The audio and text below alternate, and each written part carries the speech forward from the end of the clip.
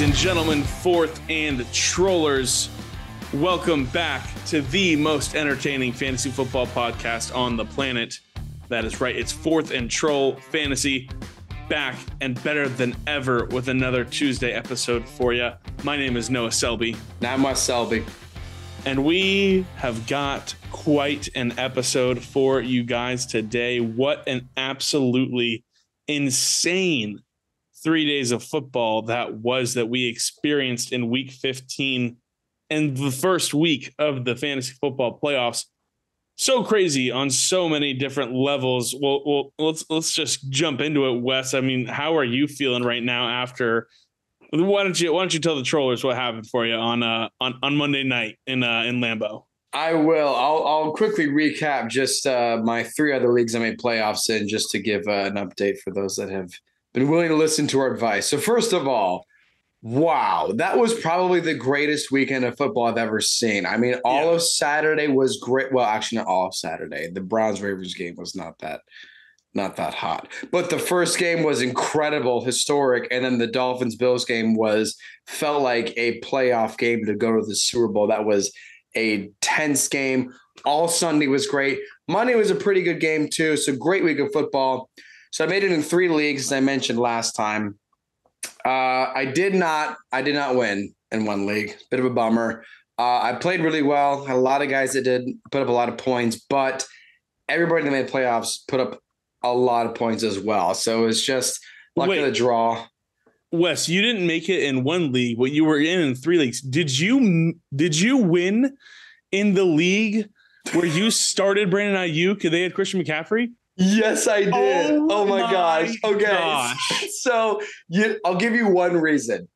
Jerick McKinnon, baby. I started him.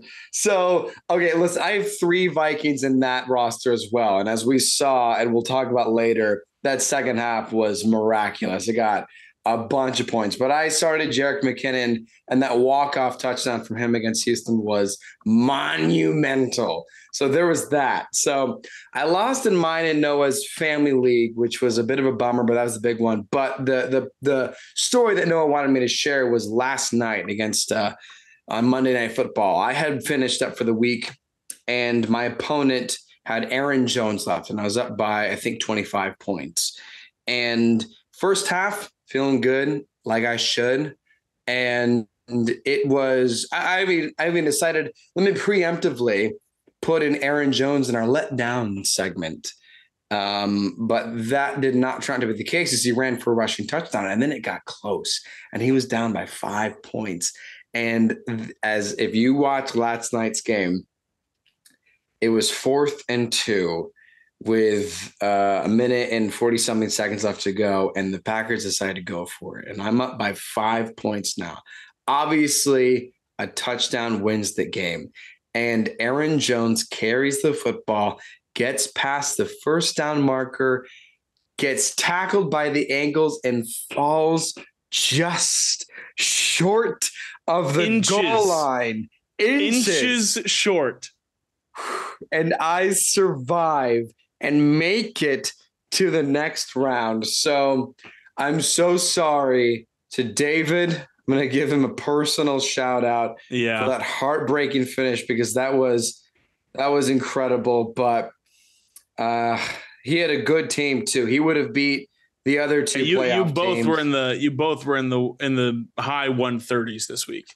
We were, and our friend David would have beat any of the other teams in the other division for the playoffs, so he could have advanced. It's just one of those unfortunate matchups. But wow, I made it. I'm going on to the conference game in 2 leagues. That's my story. How did you do, Noah? Tell us everything. You know what? I had I made the league in the 1 league where everyone makes it. It's a lot of fun in that league. We have a really good time. Right. I was the 8th seed, 5-9, going up against the 1 seed, and I had a 13-point lead going into Sunday Night Football, and my opponent had Saquon Barkley. And it was just like, there's the piece of me that was like, man, he dudded last week. Maybe he does it again. I don't know. Like, maybe there's a chance I knock off the 1 seed. ended up not happening. Very, very great matchup there. It was honestly really, really close. And we were both, it's actually funny because we were both, my opponent, Carly, and I were both at they were hosting a white elephant Christmas party at their house. So we were both there as this game is happening and as things are going on. And we're both like, oh my gosh, what's going to happen? Oh my gosh. And it was just so close. Such a close game. So that was a fun one. Excuse me. And then here's what I'll say, people.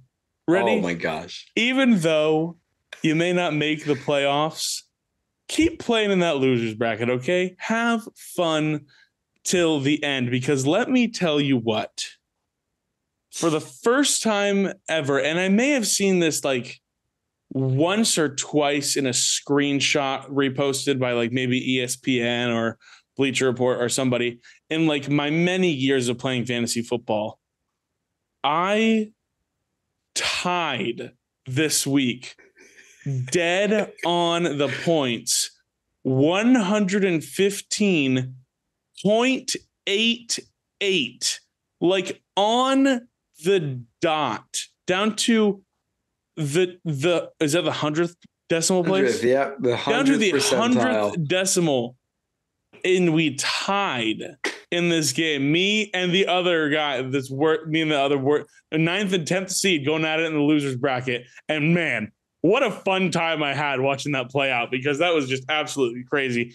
115.88. So many things that happened between our matchups that were just crazy. It was like, I had the Raiders defense, if I hadn't had them, it probably doesn't happen, that sort of thing. Play. Oh my gosh. Yeah, just crazy stuff deciding. And so just an absolutely thriller of a week of round one of just great football, fun fantasy stories, matchups. If you had a fun fantasy story in round one of your leagues that you observed or that you were a part of, send us a screenshot, let us know, or message us on Instagram. Let us know what it is, because we would love to hear about it. And maybe we'll revisit some of them on Friday. But like we said, we got a great show to hopefully help you win this week in the semifinals to get yourself to the championship. We're going to have, obviously, our classics here today, but we're going to have a special edition of Hyped Up and Left Down, a special playoff edition called Playoff Heroes and Playoff Zeros. And then we're going to go ahead and jump into Fluke or For Real, because there are a lot of people to break down here who emerged in week 15, round one of the playoffs. And then obviously we're going to go over a Thursday night football preview. But first things first, Wes, as always, hit us with the news to go into round two of the playoffs. All righty, let's get into the news here. So last night we saw A.J. Dillon decide to finally have the game that we thought he could have with 2 touchdowns, but about halftime, maybe early in the third quarter, if I remember correctly, went into the locker room after being evaluated with concussion protocol. As of now, as of this recording, we don't have any updates. We don't know particularly if he's going to practice, if he will play and or practice this week. So just keep tabs on him, because this is back-to-back weeks with some strong performances for A.J. Dillon. Aaron Jones obviously was the beneficiary of Dillon going out a yard shy of having another touchdown, as I referenced earlier. So just keep tabs on that if you're an Aaron Jones and an A.J. Dillon owner to see if the Packers are going to continue to do that, because that was a must win for the Packers. So now they are still somehow in the playoff hunt. Okay, big news, bad news. Jalen Hurts suffered a sprained shoulder on Sunday. Ian Rappaport reported. Right now, it is not considered long-term, but we'll have to keep a very close eye on his status for this week. If Hurts misses any time, currently, the backup is the one and only Gardner Minshew. Now, of course, this also changes how Miles Sanders might be factored in. A.J. Brown and Devonta Smith, Dallas Goedert, who we really thought was going to play on Sunday. Last second, they did not activate him in time to start. So maybe if he does play next week, we'll have to see how Gardner Minshew works with this 13-1 Eagles offense. But just pay very close attention if you have any of those players on your roster. Okay. Also big news, bad news in general, but I mean, I'll be honest. If you have Jonathan Taylor, you probably weren't in the playoffs. Maybe you were. You probably kicked out because he only had a couple points because he exited in the first quarter on Saturday with an ankle injury. He left the stadium in a right boot, and it was later confirmed that he has a high ankle sprain, ending his season. Of course, but on IR, this season's over. So right now, the current backup is Zach Moss. He will be the starter unless we hear later on from Jeff Saturday if they're going to choose to start someone else. I know Deion Jackson played really well in preseason. Maybe they're going to go with him. Either way, no, I'm going to open up for maybe 2-minute discussion. Do you think Zach Moss is worth adding off the waiver wire just because he's a starting running back for a football team? I do think he is, and I think it's especially going to be due to the fact that Jeff Saturday likes running the football. And despite the, how the game was going and, obviously they're up big, so they're just trying to keep a lead. But, we saw Deion Jackson have success in this offense, especially when Jonathan Taylor has gone out in the past few times he's been injured. Deion Jackson came in primarily as a pass catcher. And I still think Deion Jackson can have value as a pass catcher, but Zach Moss had 24 carries. Like Zach Moss had 24 carries. So it's and that's not a dig on Zach Moss. It's just, hey, this was a backup running back coming into this game. And I get that you're up big and trying to nurse a lead. Like, I get it. But 24 carries to this guy who's new to the team as of the past 4 weeks or whatever it is. Right. I think this is definitely somebody worth adding if you are still in playoffs as a Jonathan Taylor owner. Or you just need to fill in the running back spot here. I definitely think, honestly, both of these guys can be valuable, but I do believe that Zach Moss is going to be the guy who's going to get the goal to go stuff, who's going to get the, the bulk of the touches on the ground. And the Colts play the Chargers next week on Monday Night Football, which the Chargers stuck against the run. So we'll have to see what happens there. It's probably not something you're excited about playing in the semifinals of your fantasy football playoffs, but you might have to, and I don't think it's a bad situation for him. I think that's a good point. And also at the very least, you keep someone else from having a potential breakout running back for these last 2 weeks, right. Which is always important because you have to keep in mind your rivals. I mean, if you're in the playoffs, make sure you eliminate any possibilities of someone else picking up a waiver wire ad that will help them beat you or help them advance and further in order to beat you with their better team, if that's a scenario. Just Noah said the Colts are playing the Chargers next week, and then for the final week of the playoffs, you're going to play the Giants. Giants have a much tougher defense than the Chargers, so just keep that in mind. If you do want to add either Zach Moss or maybe Deion Jackson. Okay, thanks for hanging on to that. That was fun talking about. Okay, speaking of running backs in the AFC South, Dameon Pierce was officially placed on IR, meaning that Rex Burkhead and, I'm going to try to pronounce his name correctly, Dare Ogunbowale. You pretty much nailed it. Dare Ogunbowale. Yeah, you pretty much nailed it. Ogunbowale. I think that sounds better. Okay, so they're the top two running backs for Houston. We know Burkhead has been able to put up a couple touchdowns a game once, I think like week 3 maybe. So obviously people are going to be inclined to pick him up. But if you have an interest in the Houston running back game, keep in mind for those two players. Okay, a couple more here. Colt McCoy of the Arizona Cardinals went out with a concussion and is in protocol, making Trace McSorley the starting quarterback for the Cardinals if McCoy is out next week. Fun fact, Trace McSorley has attempted 39 total passes in the NFL. And this obviously impacts the likes of DeAndre Hopkins and Marquise Brown owners, especially because, as we saw on Sunday, the Cardinals passing game struggled a little bit. This also may benefit James Conner's owners as well. So just keep that in mind. If you don't hear McCoy starting, good luck. That's all I got to say. Good luck.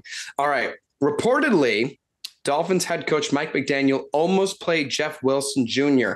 on Saturday night against the Bills, but decided to protect his health.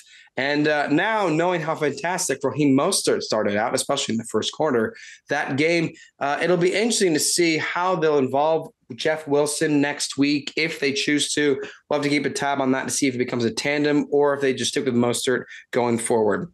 All right, a couple more here. Zonovan Knight, Bam Knight. Why is his nickname Bam? Just quick tangent, Noah. Do you know why? I have no idea. Maybe it's because this week he went, bam. Thanks, fantasy owners. You're out of the playoffs. Maybe.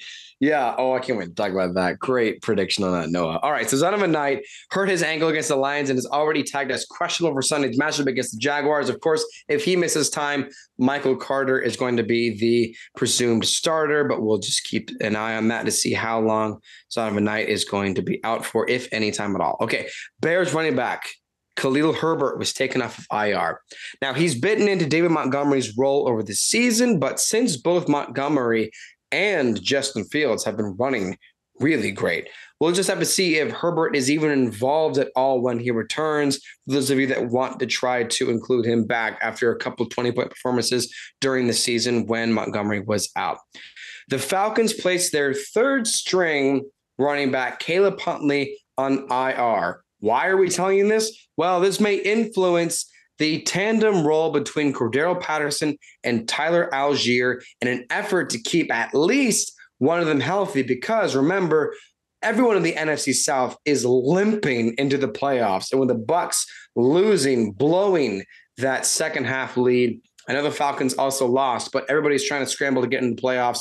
They may try to change their roster, their snap count based on this update for their injuries. So just keep that in mind. Last two here. In that same division, Steve Wilks confirmed that Sam Darnold will continue to start the next week versus the Lions. He's not officially the starter for the rest of the season, even though it's 3 more weeks, but Sam Darnold did pretty well. And of course, DJ Moore benefited tremendously. Donta Foreman did not. So just keep that in mind if you have any Panthers players on your team. Last one here. Immediately following the greatest comeback in NFL history, Justin Jefferson was tagged as questionable. But immediately, Kevin O'Connell on Monday assured us that he has no injury whatsoever. So he may take a couple of rest days. He may be on questionable for the rest of the week, but there won't be any worry. You heard it here on Fourth and Troll. No worry for the wide receiver 1 on the season to miss next week. That's it following this tremendous weekend of football. Hope this helps you, gets you ready for the next round of playoffs if you made it. Now, let's talk about some of these playoff winning performances. Noah, some playoff heroes. What a great weekend. It was a great weekend of football. And even as Miami Dolphins fans, Wes, I think we can both agree it is exciting to watch Josh Allen play football, and infuriating at times, especially when the Dolphins play them. But man, as a rival, the way he is able to make plays happen, just get around, just just absolutely change the game for that offense, especially when other star players aren't. We'll talk about Stephon Diggs in a little bit, but like, Josh Allen just remains that dude. And I don't know how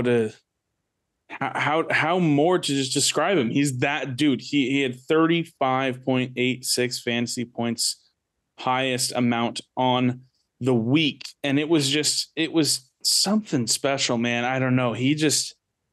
I remember specifically one play that stood out to me, and it was the touchdown to James Cook to end the first half.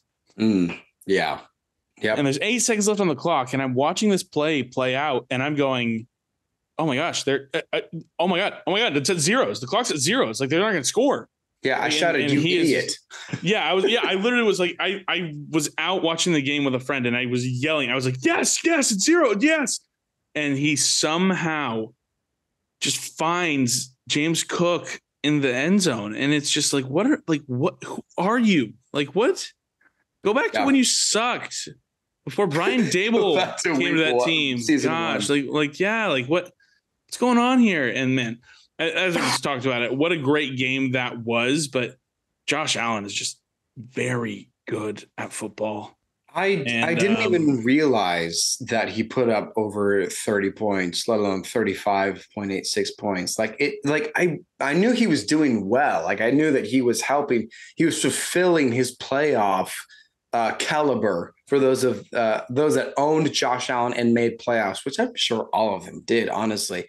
Look at the stats. I was like, wow, 4 touchdowns. Like I already forgot. He was responsible for every score of that game, including the 2-point conversion. Yeah. Man. Yeah, it was just in the first half was some of the most insignificant touchdown scores in that game, by the way, just as a tangent. Naeem Hines, right. Savon Ahmed, and then a backup Bills tight end. And then And then eventually James Cook scored, which was, which is the most relevant, which is the most relevant of all of them, which is still crazy. That's next year's relevancy. I'm calling it. Yeah, next year's relevancy for sure. Let's talk about a guy who, 2 interceptions on the day. Jalen Hurts. What a down game for him. Am I right? Wrong. So right. 34.7 fantasy points. If this is what a bad Jalen Hurts game looks like what? He still threw for 315 yards. Still made his pass catchers relevant in fantasy. Still helped you probably win weeks with his pass catchers. 315 passing yards, 0 passing touchdowns, 2 interceptions, but 17 carries for 61 yards and 3 rushing touchdowns. I mean, wow. I mean, what are we doing here?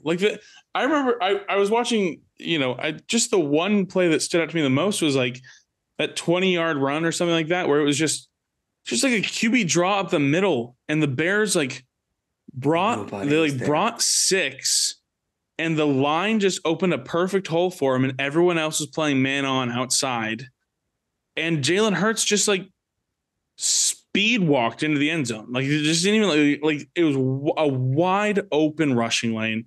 He is a fantasy cheat code at this point. It's, a guy can throw a quarterback in fantasy can throw 0 touchdowns and 2 interceptions and still score 35 fantasy points.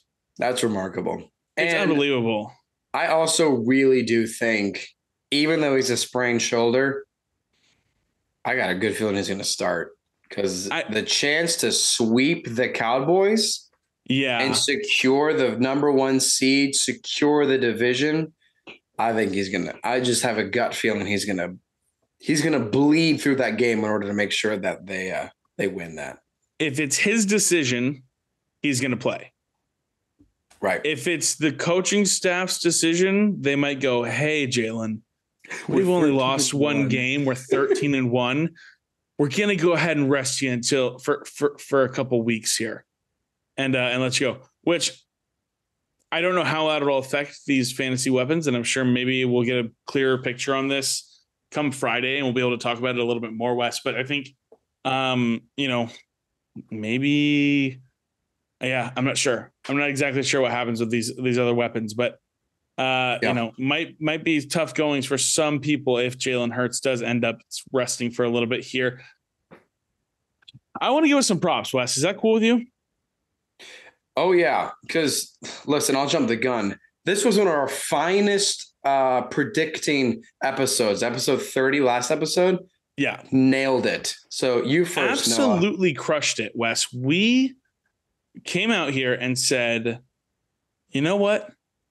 Well, actually, and I believe this was actually episode 29, was when we outlined and said, here are guys you need to put on your team for the playoffs. Here are guys that you need to have on your squad because and here are some reasons why. And we listed this guy right here. I listed my man Zay Jones, who scored 3 touchdowns this week against the Cowboys. Trayvon Diggs is elite though, right? Wrong. No.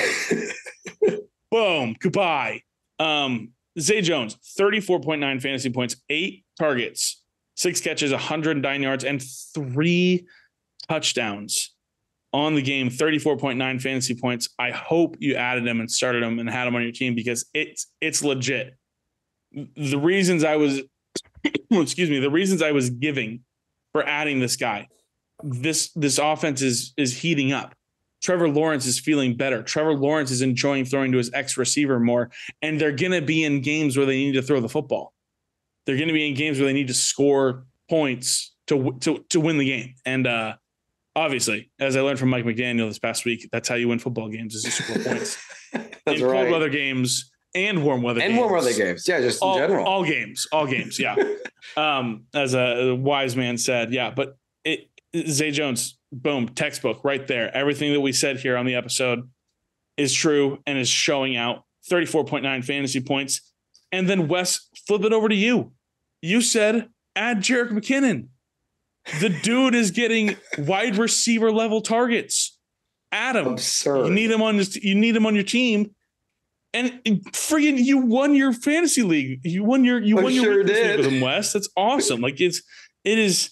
And I'll say the only reason the game that I was in that was a tie is because I started Pacheco and my opponent started Jerick McKinnon.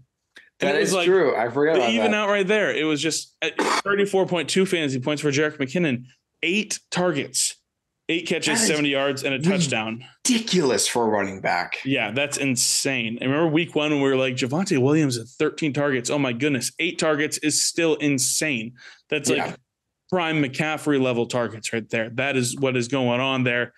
He scored 2 touchdowns on the day, averaged 5.2 yards a carry on the day, rushing touchdown, receiving touchdown. After these past 2 weeks, I don't know if you can take Jerick McKinnon out of your lineup for the playoffs.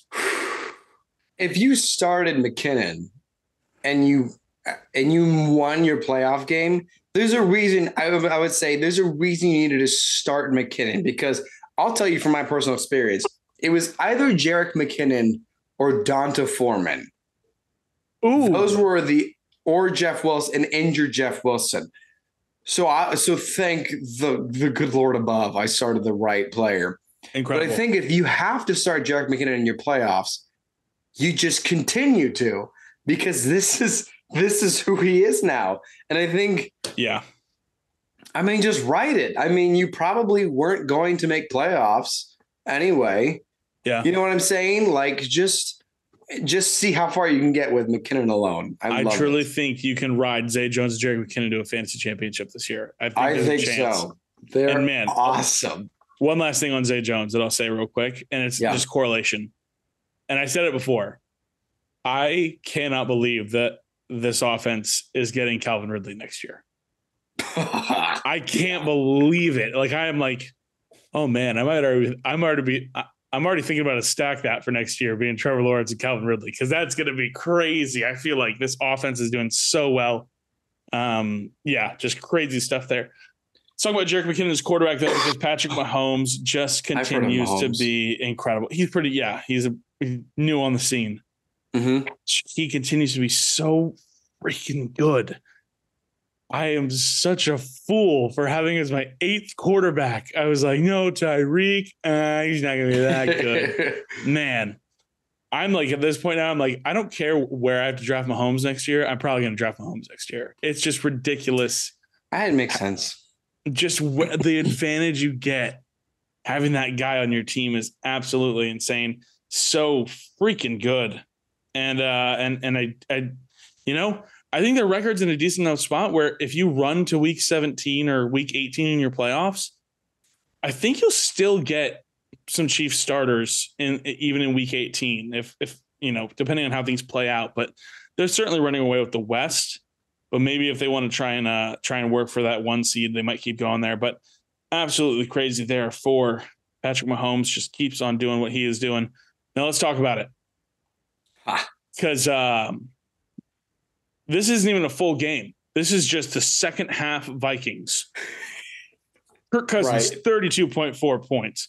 Justin Jefferson, 30.3 points. KJ Osborne, 31.7 points. Dalvin Cook, 27 points. Oh my gosh. Like, what are we doing here? This is, I could not believe.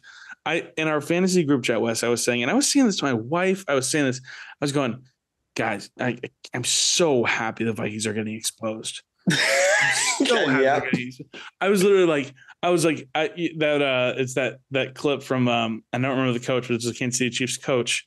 in a press conference, and he's like, they are who we thought they were. I was like, yep, I was right. The Vikings are frauds. They're the worst 10-2 team in the league. Like all this stuff. And then we were like out to lunch, and like it was on the TV in the corner, and I was like, oh, they just scored. Oh, they scored again. Oh my God, they're going to win the football game. Oh my God, what? Like, it was just ridiculous that I don't have a lot of words for this. I don't think anybody does. Quintuple of quadruple stack of players here. They just absolutely went off. You know, there was a guy who started Kirk Cousins in our league, Wes, and at halftime he was like, why did I start Kirk? And then we got to the end of the game and he was like, I love you, Kirk. Like it was just it was absolutely crazy. Yeah, I mean, I don't know what more to say on those guys. Do you have anything to say?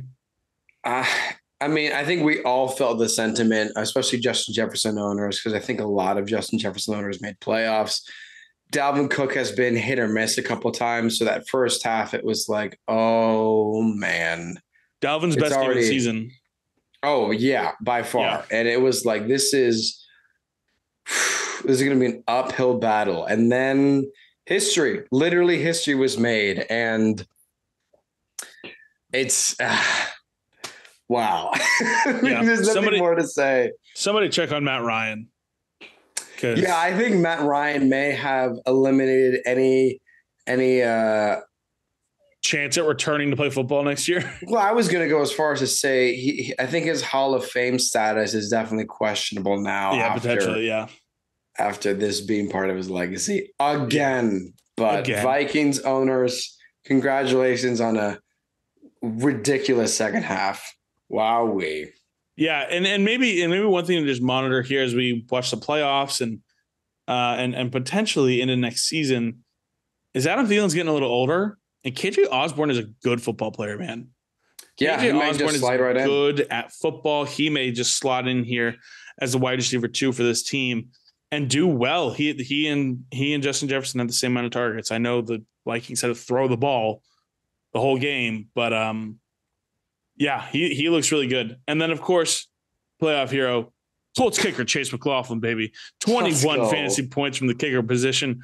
Hope you had him in your lineup.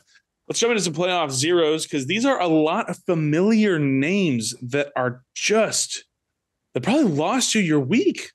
Lost you your week it's one. Very possible. There's a chance this is your there's a chance this is someone's fantasy team. There's a chance our playoff zero segment right here is someone's fantasy football team. So let us know if you had this team because Justin Herbert scored 8.7 points. Here's the thing. Ready? Here, this is the exact comparison we want to talk about here. Jalen Hurts threw 2 interceptions. Justin Herbert threw 2 interceptions. Jalen Hurts threw for 315 yards and 0 touchdowns. Justin Herbert threw for 313 yards and 0 touchdowns. One of these quarterbacks had 35 fantasy points this week. The other had 8.7. This is fantasy football to a T. What in the world do we do here? Justin Herbert in this game that Wes, both you and I, both are studs. And Keenan Allen worked out a little bit. And I think Mike Williams got to like 10 points, but neither of these guys had the games we were calling for. Dude. What, Roger McCreary, what, did you become a god overnight? Dude, like, Roger McCreary, I literally called out a defensive back by name. And Roger McCreary made one of the greatest illegal, albeit an illegal play, but one of the greatest helping interceptions I've ever seen. Insane. If anyone hasn't seen the clip, he jumped out of bounds as the ball was thrown. Herbert threw the ball in the back of the end zone. He jumped, caught the ball, and while still in the air, threw it to one of his other defensive backs and caught it for an interception. I've only seen that once in football history, by the way. And it was in college. I've only ever seen that happen once before this weekend. The Patriots did something very similar once to kind of get. I think against Miami as well. But I mean, how about it? 4th and troll. Do we have some kind of fantasy curse? Like we call out some players sometimes by name, and they just perform. I mean, actually, however, we had a really good weekend though with with everything else. We had some good calls this weekend, but man, there's not what we were hoping for, especially because Justin Herbert, 0 touchdowns, man. It just was a weird, low-scoring game.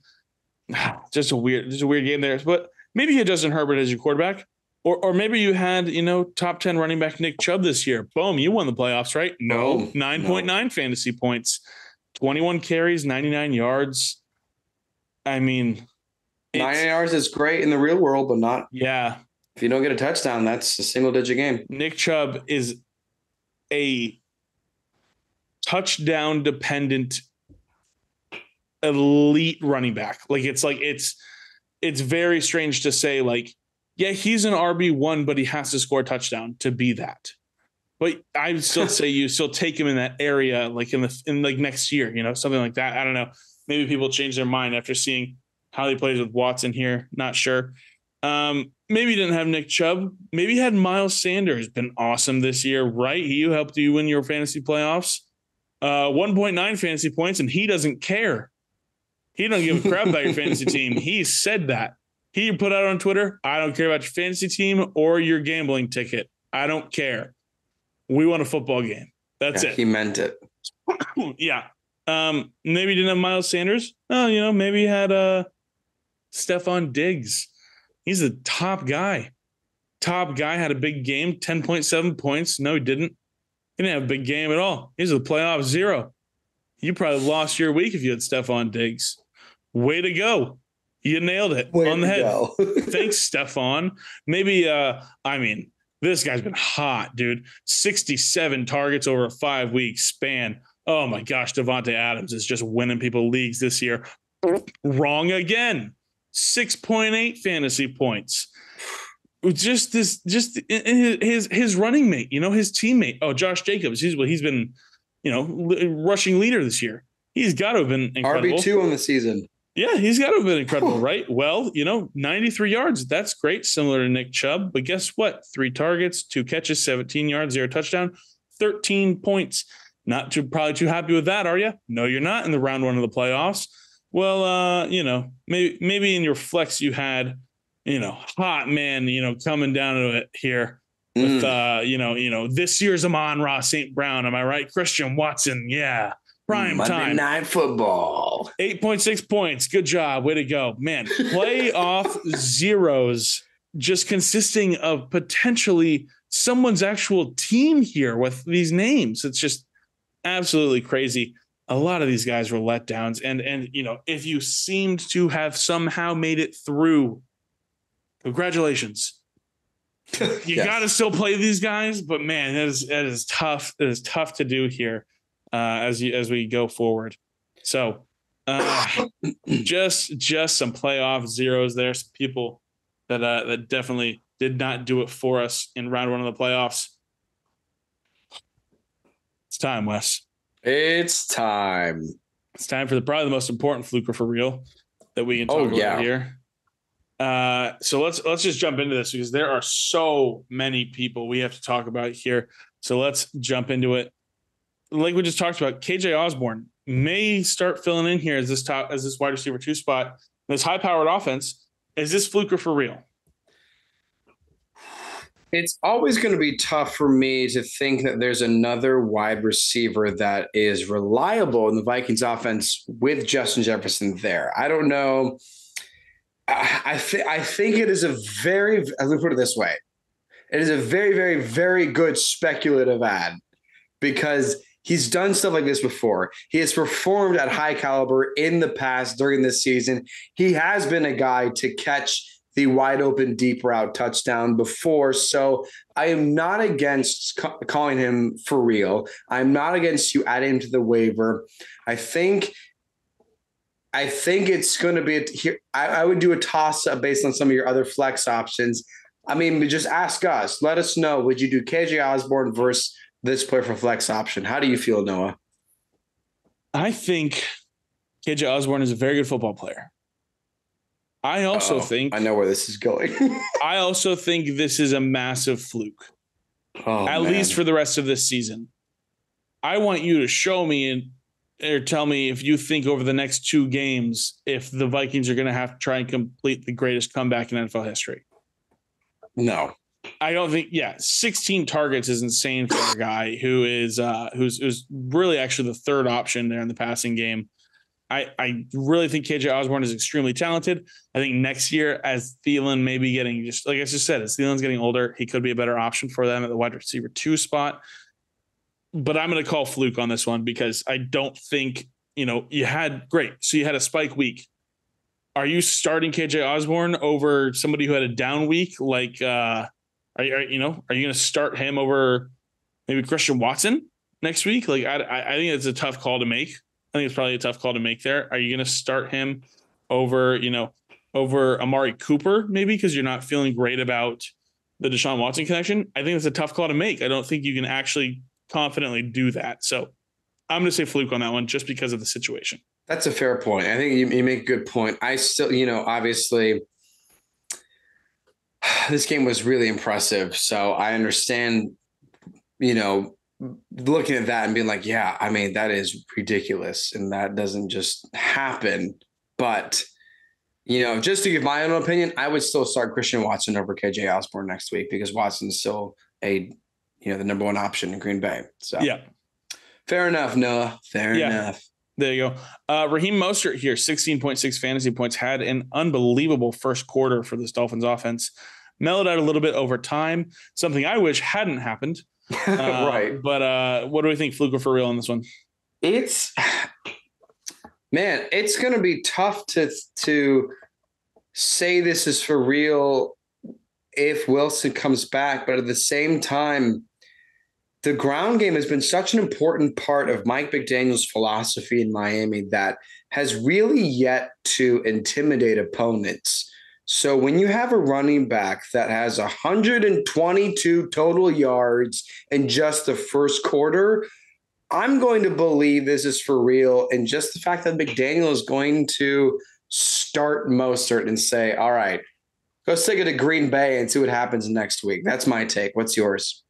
I think this is, well, I'll say this. I think this is for real because I think both Jeff Wilson and Raheem Mostert, when the running game was a big focus for McDaniel and we weren't, when the Dolphins weren't trying to, force things down the field, be like a big passing offense in these past 3 games, like that sort of thing.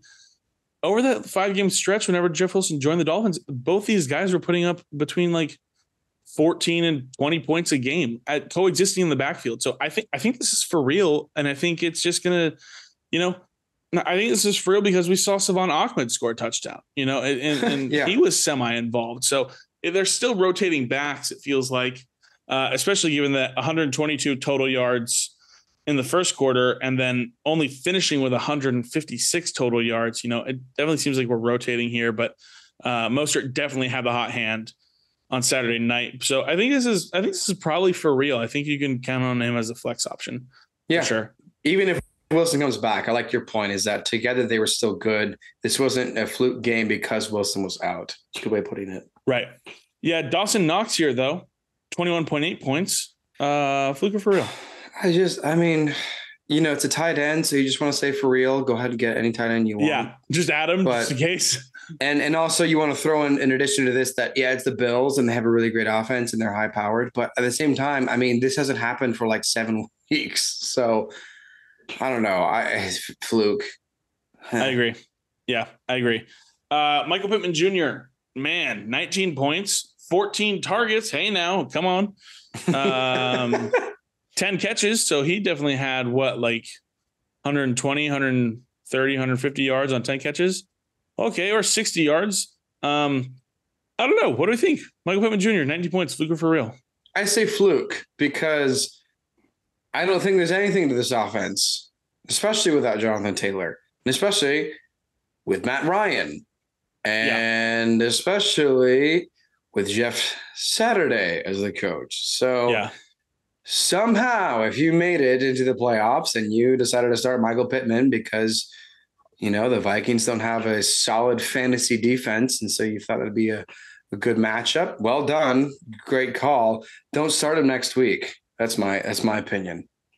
Yeah, I'm with you on that. I'm definitely with you on that. Even though this team put up 33 points in the first half, I think there's only like 2 offensive touchdowns. I think it was a bunch of field goals. It was a block punt, I think a pick 2 defensive scores, and then a bunch of field goals. So they only scored 2 touchdowns in this game as an offense, which is not great. So I agree with you there. Oh, man. Zay Jones, 34.9 points. Fluke for real. Run it. Keep it going. Zay Jones for real. Zay Jones is going to win people leagues this year, I think. I think he's going to be a championship hero, a playoff hero for the next few weeks to come for sure. Yep. Along with his next guy here, I think Jerick McKinnon, 34.2 points, Wes. Run it. Keep it going. Yeah, it's for real. Moon. Both these guys to the moon for sure. Another guy I'm so happy to see doing well is David Montgomery. 24.1 fantasy points, Wes. Fluke or for real on David Montgomery? For real. I think it's too little too late for maybe some playoff hopes. But I think for real, I think they finally found some. I forgot the Bears are only 3-11. Yeah. So they're not winning games. No, they're playing. But man, great they're fun offense to watch. Yeah. But for real, though, I think you can count on Montgomery, even with Herbert coming back. And I think just having a nice running tandem between Fields and Montgomery is going to be a really great ground game going forward. Yeah, I agree. Agree with you there. Tyler Algier, running back for the Atlanta Falcons, 22.6 fantasy points. Wes, Fluke for real on Tyler Algier. Oh, I want to give him a second chance. I want to say, okay, let's do this again. I don't know if I'm going to start him, but rather I'm not going to start Cordell Patterson. How's that for an answer? Perfect. Yeah, I agree with you there. I think, I think Tyler Algier is running for like 8 yards a carry against the Saints. Against the Saints defense, which is pretty good. Right. So I think this is actually probably for real. I think they'll probably Cordell Patterson's a little older. This team, while the playoff chances might still kind of be alive, I don't think they're expecting much. They're starting their rookie quarterback, which Desmond Ridder, not a great first showing, but we'll see how he improved to next week. I think they're just going to go, hey, let's see what we got with the young guys. Let's see what we got here. And I think that's probably going to be the case. They have 3 rookies on this offense now that are pivotal positions. That is exactly what I was thinking. I think they may be thinking about the next season already because of how bad it's been. Yes, they're technically in playoff hunt because of how bad the division is, but I think they may just want to see how Algier can be the featured back next season. Great. Yeah. Great call, Noah. Thanks, Noah Wes. Brown. Yeah, let's jump into Noah Brown, huh? Or as I like to call him, Dalton Schultz touchdown stealer. What a douchebag this guy was. Man, Dak Prescott, where are your eyes, dude? What are you doing? Dalton Schultz is wide open on the flat route, and you're like, hey, let me risk breaking my back because I'm going to throw all the way across my body on a 2-yard bullet pass just to get this other wide receiver involved here. Whatever. I'm not salty, but it is what it is. Noah Brown, 22.9 points. Wes, Fluke for real? I mean, regardless of the Dalton Schultz stolen touchdown, I still think this is a fluke. Yeah, definitely still a fluke. I mean, a 2 touchdown game is hard to reciprocate. And they're just options, I think, that are maybe better on this offense. I think that Dak probably trusts more, maybe. So we're just going to see what goes on there. Let's talk about a few tight ends, actually, Wes, because it's been a graveyard. But let's talk about some of these guys. CJ Uzama, the first time I've talked about him all year. Yep. 18.1 fantasy points. Fluke for real? Fluke. Yep. 2 catches, 2 touchdowns. He's only 2 targets of the game, by the way. Right. Yeah. Only 2 targets in the game. Guy. 2 catches, 2 touchdowns. Lucky guy. Fluke, and Fluke. Jawan Johnson, I'm starting to think we got to actually intentionally talk about this guy. I know. I don't want to because it's scary to look at, 4 catches, 2 touchdowns, but But he's a touchdown dependent tight end, but he keeps scoring touchdowns. He does. He keeps scoring touchdowns, and it's kind of ridiculous. And another touchdown thrown from a tight end. Thanks, right. Taysom. That was cool of you. I also think that Jarvis Landry has been a complete disappointment to the Saints offense. Yeah. And Olave is still talented, but it's just too difficult to there's too many expectations for that rookie wide receiver. There's no one else to go to. Kamara has been a disappointment. He would have been in our letdown segment or even in our Fluke for real bad portion, but he's been bad all season, honestly, except for a few games. So, yeah, I guess I'm willing to say let's just see what happens with Juwan Johnson. Man. Fire it up. Fire up Juwan Johnson. Why not? Go for it. Another tight end we like to see back on the field just because we like when he plays football. With Darren Waller with 13.8 fantasy points. Wes, Fluke for real? I mean, look, if you've somehow held on to Darren Waller this whole time, you might as well fire him up because you've been a patient person. And we know Darren Waller's ceiling. And look, I'll just say that, I mean, there's been this idea that the Patriots defense has been known to lock up your top option. And, well, Devontae Adams is a playoff zero because of it. So maybe next week, Devontae Adams just starts balling out again, which I expect because he bounces back off of these single-digit games all season. And because of that, I don't know, Waller just might have a number of catches and targets and get some PPR value to get 15-plus points. So I say for real, it's Darren Waller. We know he's good. Yeah. Yeah, I think so. Good to see him back on the field as well. And obviously, we like when he plays the game of football because it's more fun. It's more fun with Darren Waller in it. Rashid Shaheed, who? I don't know. But he had 18.5 fantasy points. Wes, Fluke for real? Fluke, 3 catches. Forget about it. 95 yards. You're going to average 30 yards a catch. Get out of my face. Yeah, I think the Saints are just like, hey, one of our guys is down there. And okay, here you go. And then that's what they do. Latavius Murray. Could I ever be a bigger fan of such a miscellaneous player in the NFL? Because Latavius Murray, 21.2 fantasy points, 24 carries for 130 yards and a touchdown. Wes, Fluke for real? It just might be for real, Noah.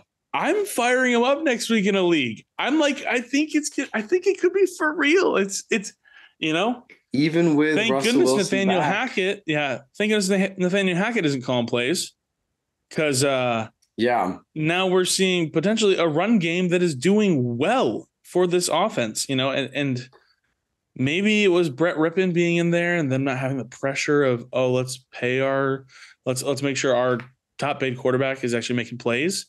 I don't know what it was, but maybe it was I like this from Latavius Murray. The Cardinals were on their third string quarterback who threw triple the passes in his career on that one game, and they obviously had the advantage.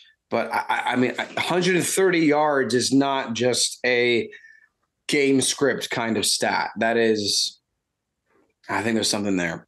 Yeah, he's running well. Don't forget, they waived Melvin Gordon. They had to have some kind of a reason. Yeah. Yeah, I think this is probably for real from Latavius Murray. I think you can fire him up. A couple more guys here, Wes. Russell Gage, 25.9 fantasy points. I mean, Fluke for real? I like him. I know he's talented. He's had a few good seasons with the Falcons in the past, but I'm still not going to start him for playoffs. I'm just going to say Fluke.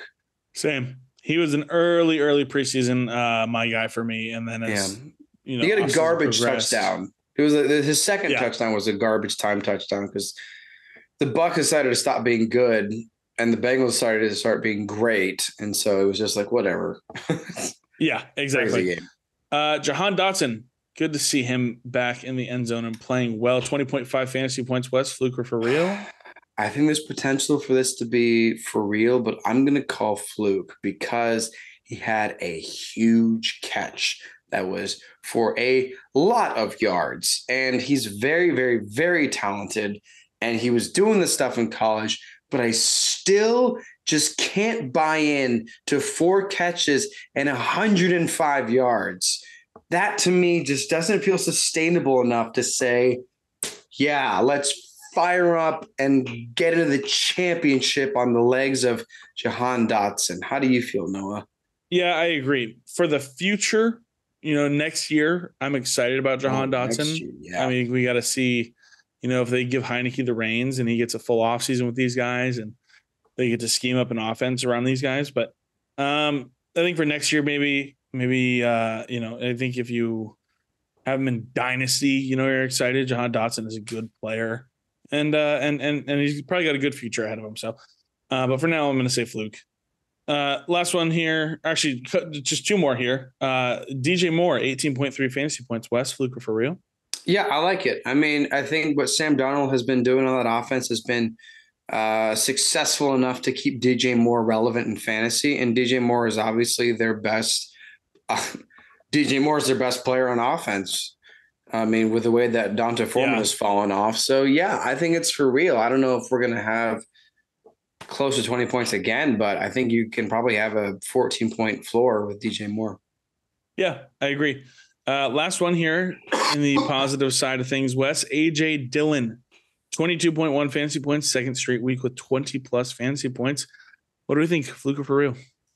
So it wasn't last week because Packers had a bye week, but the week before was the second straight week, the first of 2 straight weeks. Aaron Jones went down, and AJ Dillon took over and did just fine. This week, it was like Jamal Williams, and he just vultured. He had 2 touchdowns off of 36 yards. So if we were talking week 4, I'd be like, yeah, this is exactly who we were expecting from this Packers. They both had 20 points. Both AJ Dillon and Aaron Jones had 20 points last night. But that Rams team is not good. And I don't know. It's probably too late for me to believe that AJ Dillon is going to do much in my flex spot. How do you feel? I'm in complete agreement. I think, I made a joke the last time they played of, all right, week 4 next season, see you back for your next 20-point game. And he might have taken that personally, I guess. AJ, I apologize. Great game from you here on Monday Night Football. But I mean, how inconsistent it's been this year. If you're firing up AJ Dillon in your playoff spot next week. Okay. Good luck. I hope it pans out. Stop listening to our podcast. Just kidding. Don't do that. Don't do that. No, please don't. Don't do that. Please keep listening. Those are the positive sides of Fluke for real, Wes. Let's just jump through real quick these negative sides. A few guys we've already talked about here. Nick Chubb, 9.9 fantasy points. Fluke for real. For real. Deshaun Watson is not helping this offense whatsoever. Yeah. Kareem Hunt's involvement has been higher since Deshaun Watson started playing. Bummer for Nick Chubb. I mean, it is not looking good for him. And Nick Chubb owners, I'm not feeling great for you going into playoffs round 2 here. I always have to start him, but you're going to see this score again. Yeah, another Brown though is Amari Cooper with 9.8 fantasy points and Fluke for real on this one, Wes. I'm going to say for real because I think Deshaun Watson's involvement in this offense is not helpful whatsoever. Yeah, same exact reasoning. For some reason, it's not looking good. It's not looking good here for this Browns skill players who have carried a lot of us to playoff spots this season. Yeah. So definitely tough goings there for the Browns skill positions. Joe Mixon just 10.4 points. I think Zach Taylor's a liar. Because when he was like, Joe Mixon's our starter. No, he's not. He is not your starter. This is a split backfield, it feels like at this point, between Joe Mixon and Samaje Perine as far as opportunities go. And, you like the 6 targets, and that's the bulk of the fantasy points. And I get it. The Bucs are a tough run defense, but 10.4, Fluke for real. I'm going to say for real, but I will give the asterisk to the 17-0 score with just a few seconds to go in the first half. So I will say the game script did favor a pass-heavy offense for the rest of that game. And a second asterisk, the Bucs still do have a good rush defense, but I still don't think Joe Mixon is going to win a fantasy game. Wow. I really hope people paid attention and took your advice to sell him after that 5-touchdown game, Noah. I mean, I hope so. Probably people may have been saved from losing games if they had listened. I sure hope so, for sure. Touched on him a little bit already, but Deontay Foreman, 0.9 fantasy points, fluke or for real? This is so weird because it's obviously for real to me. However, Chuba Hubbard only had 4 carries, but he still had a better fantasy game. Chuba Hubbard was in for 63% of the snaps. D'Onta Foreman was in for 30% of the snaps. But they gave D'Onta Foreman 10 carries in the time he was on the field. So it's like they gave Foreman, like when Foreman's on the field, they give him the carry, but for majority of the game, Hubbard is just in, I guess. I think more than Foreman being this is for real, I'm just going to also say don't even start Hubbard. I don't like what this mix is. How do you feel? Yeah, there's one Carolina Panther to have in your lineup, and that's CJ Moore. And that's a maybe. So this is for real. Definitely staying away here from these guys. Jamal Williams, maybe we are at a crossroads here. Because 3.3 fantasy points, second straight bummer week in a row without a touchdown. Actually, I think he scored a touchdown last week, but still, that's a bummer of performances has been, because that he's scoring and it's still not good. Didn't score a touchdown this week, just 3.3 points. Fluke for real, Wes. You know what bums me the most is that it's not even DeAndre Swift isn't even taking the points away from Williams. It's the offense and the passing game that is dominating in the fantasy world. So I think this is for real. I'll even throw in DeAndre Swift as being for real, as like, hey, I think they may just be rolling with this passing offense. This is how it feels to me. 13 carries is a nice statistic, but I mean, he's averaging like 1 yard, like 1.5 yards a carry, or 3 yards a carry, I guess, but it's still just rough. Yeah, definitely super tough right now. Isaiah Pacheco, 8.7 fantasy points. Wes, fluke for real? Dude, 86 yards is great. 86 yards, 15 carries, that's pretty good. I'm glad that he's doing well to help that offense.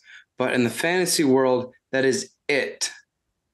That is all that's going to happen. He's just going to get rushing carries. And if they don't rush it into the end zone, Isaiah Pacheco is a waste of a starting slot. That's my opinion, because dude, it's Mahomes. I mean, there's nothing else to say. Obviously, they're pass first. So I like Pacheco. I think he's doing well for them. But fantasy, no.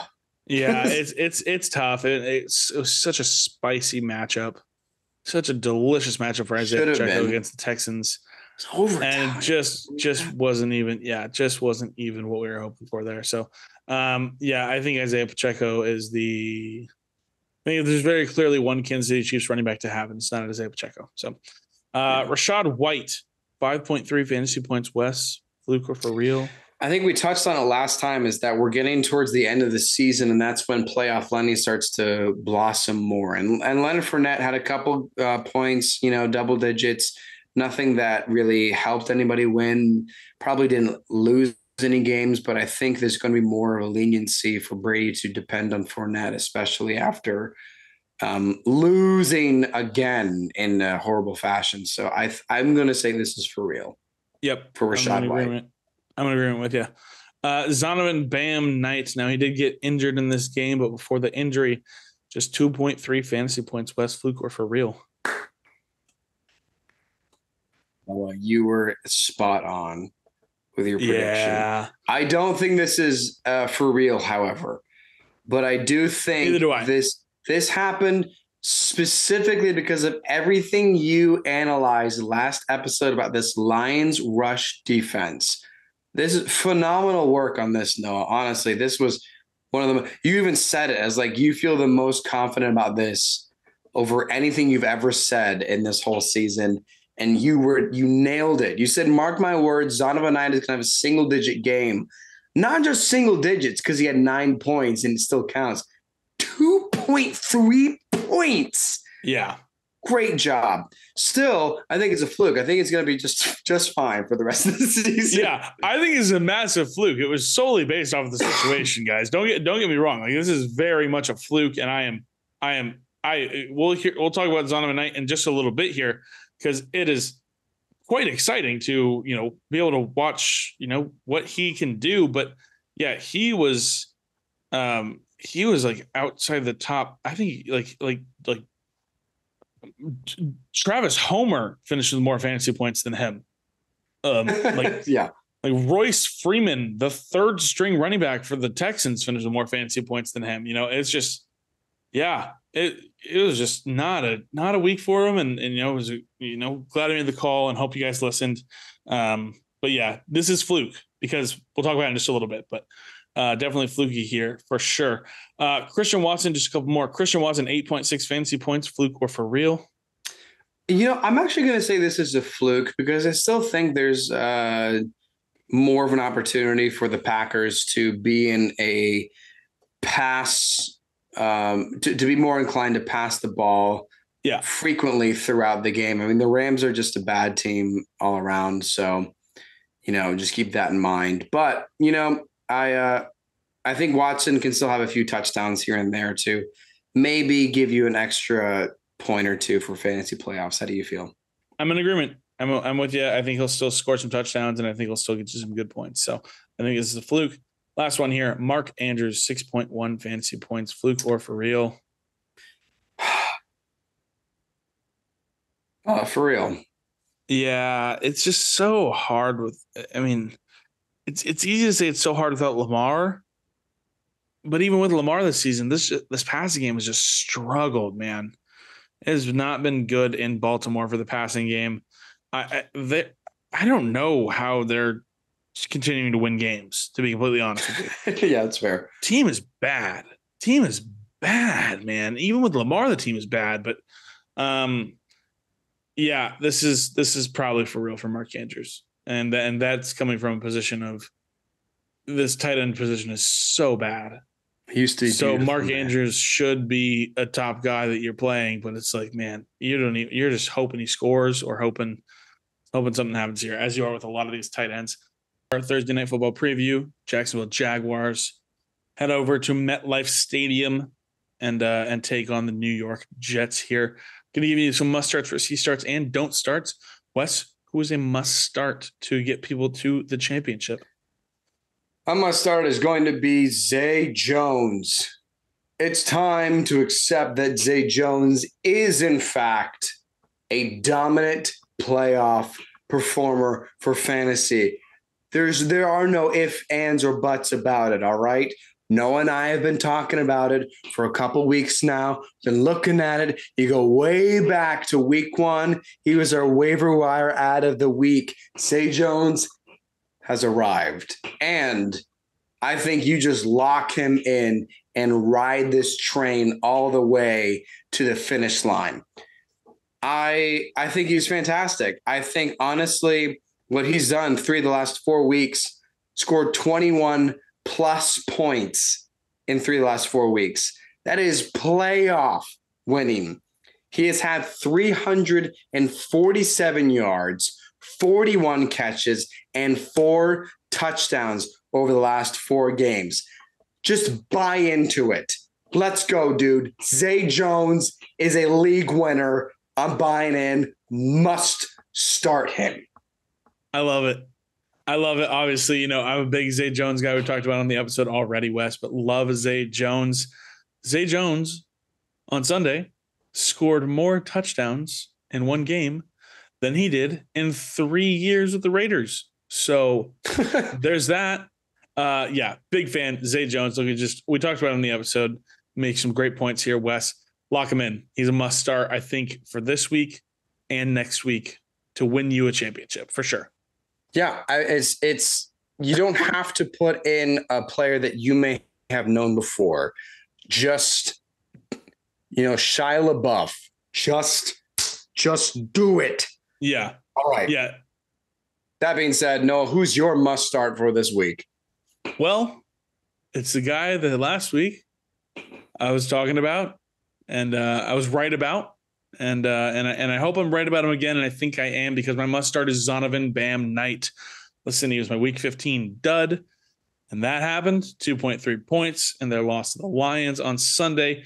But I think this Thursday night's going to be a little different. If you manage to make it through the letdown of Bam Knight in round 1 and you're on to round 2, have no fear, because this matchup is absolutely beautiful, juicy, voluptuous, just a beautiful matchup for Zay Jones here. The Jaguars are allowing 19.7 points per game to the running back position over the last 5 weeks. Their run defense in Jacksonville is quite subpar, and I expect Zonovan Knight to return to form. He was still the lead guy for the Jets before he ended up going out with a little bit of an ankle injury there.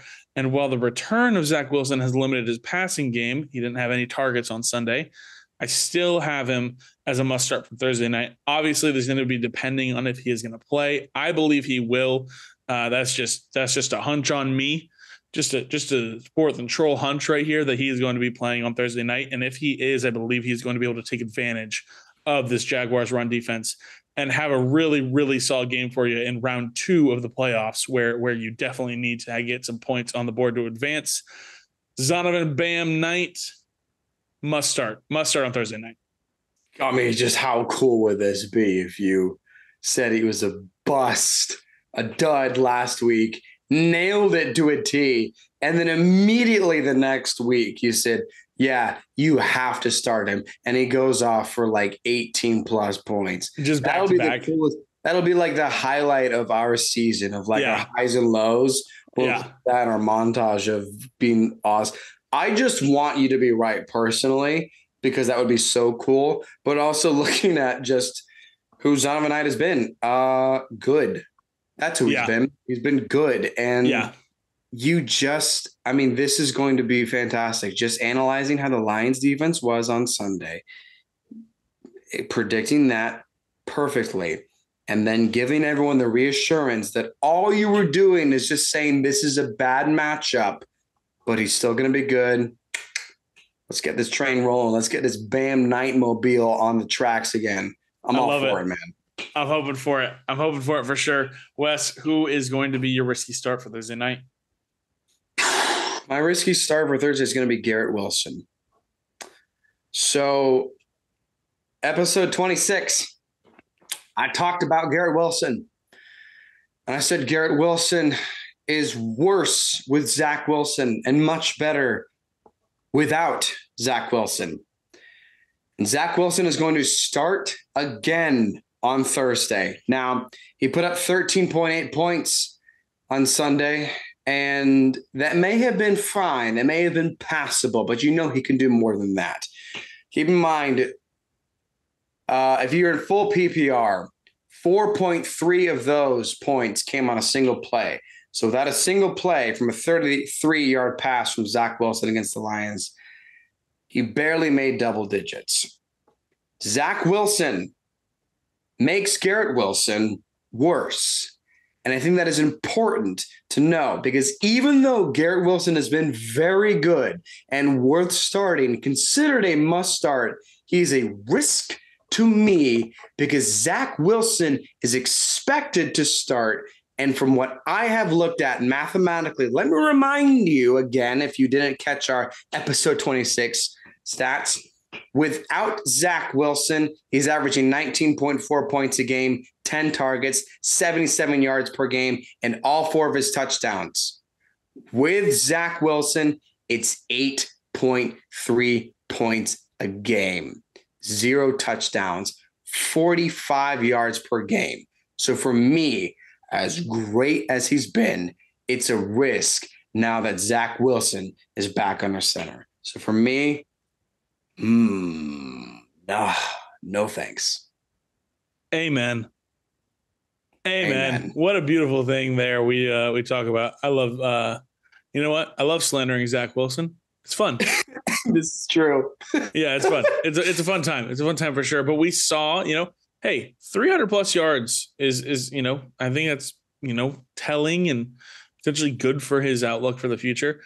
It was the Lions who have the worst pass defense in the league. So maybe it was just a perfect storm there. But I'm with you, Wes. Earlier in the week, I'd set my lineup, and I can't believe I'm admitting to this, but I just had forgotten to do one last check before the weekend games had started. And I had originally, when Mike White was going to start, I was like, boom, Garrett Wilson fired up, let's go. And I forgot to take him out because I had Devontae Smith on my bench. I could have gone Devontae Smith there, and it would have been a better outcome for me. So I'm with you. We can go back to the preseason of this, where Garrett Wilson says, a reporter asks, what's the difference between Flacco and Zach Wilson? And Garrett Wilson says Joe Flacco throws a more receiver-friendly football. Joe Flacco throws a better football is what that equals out to. And it's just, I think it's still remaining the same here. So I'm in agreement here. I think Garrett Wilson is a very risky start for Thursday night. If we hear anything, if we hear any updates on Mike White being healthy enough to start, and if Robert Saleh decides to start someone other than Zach Wilson, then I think you fire up Garrett Wilson. Otherwise, this is a risk. That being said, Noah, who is your risk for this fine Thursday evening between the Jags and the Jets? Yeah, my risky start here is a guy that I talked about already, loving him. It's Trevor Lawrence. Trevor Lawrence is freaking balling, dude. He is going out and just absolutely balling. He's going back in games. He's beating opponents that he probably shouldn't beat. He is throwing the ball very well. He's got 21 plus fantasy points in 4 of his last 5 games. He's currently the QB 6 on the season, and that might change by the time that you're hearing this. But 21 plus points in 4 of his last 5. Listen, the Jets are a tough matchup for sure, but he is looking like that guy that was drafted first overall. And honestly, if I'm being honest, he might be a top 8 quarterback taken in next year's draft, and potentially for me, even a my guy. Like, I'm really excited about Trevor Lawrence, really excited about what Doug Peterson's doing with this offense. I mean, it just feels like this offense and this team is coming alive, and they've got a shot for the division potentially. If the Titans take some losses here and the Jaguars just keep on winning, like, there's a chance that the Jaguars will be playing for the division in Week 18 against the Titans. Like, it is just exciting to watch guys that are so highly projected that should do well in the league do what they should be doing. And it's exciting to watch Trevor Lawrence do this. And so I think he is a risky start just because the Jets are a tough matchup. Trevor Lawrence is no Jared Goff, but Jared Goff only had 14 points this past week against the Jets defense. Obviously, the secondary is great. Sauce Gardner, whole defensive line, Quentin Williams, everybody's great there. Robert Saleh leads a great defense. Trevor Lawrence is my risky start for this week. I think I'm going to go for it. I think I'm going to go for it personally, but it's a risky start for sure. Yeah, I totally understand why you say it's a risk, just knowing how the Jets defense has been. That was my concern, why I thought Amon-Ra St. Brown would be a dud last week. Now, he split the difference between his projection and my projection, which is pretty nice because it's about a 4-point difference between my projection and his projection. So we got about 15 points. But that's just the Jets defense. You have to give them enough respect to know that Trevor Lawrence, after putting up, 30 points the week prior and then another 20-plus point performance this week, can you see that happening again? Yes, you can, but I totally understand why you're just going to include this as a risky start, because the Jets defense has been good enough to stop players, but Lawrence has been great. And I am scared, if I'm a Titans fan, that the Jags are going to come in and dethrone Tennessee from the AFC South. It's looking great. Keep this in mind as well for Zay Jones owners, Trevor Lawrence owners, even ETN owners, if you want to throw them in as well. Jags win Thursday. Titans lose Sunday. Jags are in first place. So yeah, they're going to keep rolling. They got to keep rolling. They aren't getting wild card. I mean, the wild card is a phenomenal record. So there's just more fuel for the Jacksonville Jaguars fantasy players, owners. Keep starting them. Oh my gosh. there could be a playoff game played in Jacksonville this year. In Jacksonville. That Duval would be hosting. Unbelievable. Oh my goodness. I'm on board the bandwagon. I'm all on board. I love Doug Peterson. I love the hire from the beginning. And man, this is just, I'm on board of the bandwagon for sure. Wes, close us out here real quick. Don't start who on Thursday night or whom on Thursday night. Michael Carter. Just plain and simple. I'm just backing you up, Noah, by just trying to make sure no one is reading between the lines for any kind of weird inquiry on what happened with Zonovan Jones or there being an injury. I really don't even care if Zonovan Jones is out. I still don't like Michael Carter's usage. Obviously, he's been the second string his whole season behind Breece Hall for the first half. Now, apparently, it's Zonovan Knight.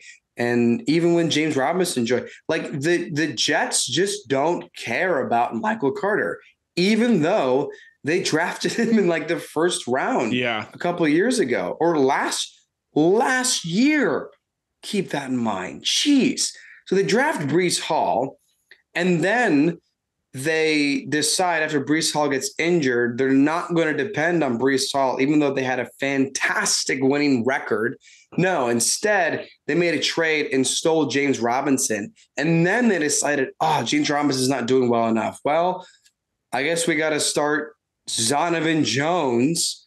Like the Jets just don't like Michael Carter. So don't look at this 2-point performance from Zonovan Jones as any kind of changing hands or passing the baton. No, just let it go. You have Michael Carter? Drop him. No, don't start him. Forget it. Who's your don't start? Yeah, I mean, I agree. I agree with you. My don't start, CJ Uzomah. We talked about it already. Massive fluke. Zach Wilson stinks. So does the Lions pass defense. Not a sustainable performance from CJ Uzomah. Don't get cute. It was 2 targets and 2 catches and 2 touchdowns. Don't be an idiot. I know it might be hard to because the tight end position sucks. But don't be an idiot. CJ Uzomah is, unsustainable. Fluke. That's it. Gross. Can I make you feel a little bothered, Noah, with a take? I'd rather start Taysom Hill than CJ Uzomah. I'd rather start Taysom Hill than CJ Uzomah too. Nice. And I hate to say it. I hate saying it. But there it is. Yeah. That's going to be all the time we have for the episode here. Wherever you're listening, we'd appreciate it if you gave the episode 5 stars and write something funny in the review. We'll give you a shout out next time. We're on social media everywhere at 4th and Troll and on Facebook at 4th and Troll Fantasy. Look for our mascot, Teddy the Troll, and make him smile by giving us a follow and joining us next time every Tuesday and Friday. I'm Noah Selby. And I'm Wes Selby. And this has been 4th and Troll Fantasy.